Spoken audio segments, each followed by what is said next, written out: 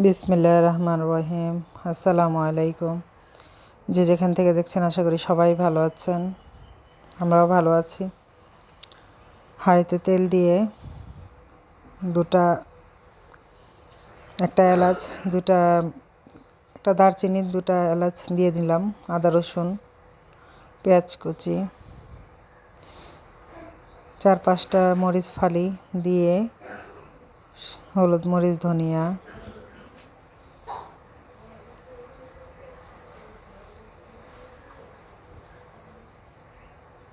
পরিমাণ মতো লবণ দিয়ে আমি মশলাটা কষিয়ে নেব খুব ভালো মতো।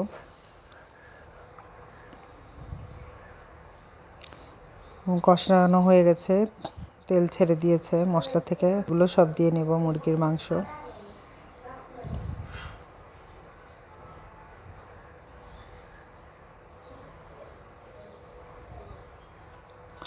সাথে নতুন আলু এবং পটল থাকবে। পটল দিয়ে মুরগির মাংসটা খুবই ভালো লাগে খেতে, অন্যরকম একটা স্বাদ।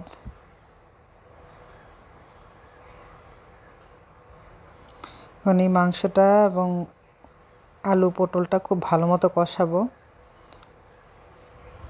অনেক সময় নিয়ে কষাবো। তো যত ভালো কষানো হবে ততই টেস্টটা ভালো আসবে। তারপরে পানি দিয়ে দিলাম।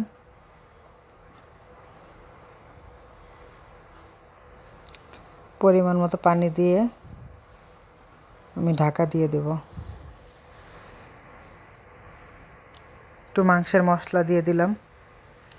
এখন মাংসটা হওয়া পর্যন্ত ঢাকা দিয়ে দেবো, অপেক্ষা করব। বলক চলে এসেছে, আবার নাড়াচাড়া করে আবার ঢাকা দিয়ে দেব। মাংসটা হয়ে গেছে। কেমন হয়েছে কমেন্ট করে জানাবেন। খেতে তো অসম্ভব স্বাদ হয়েছে।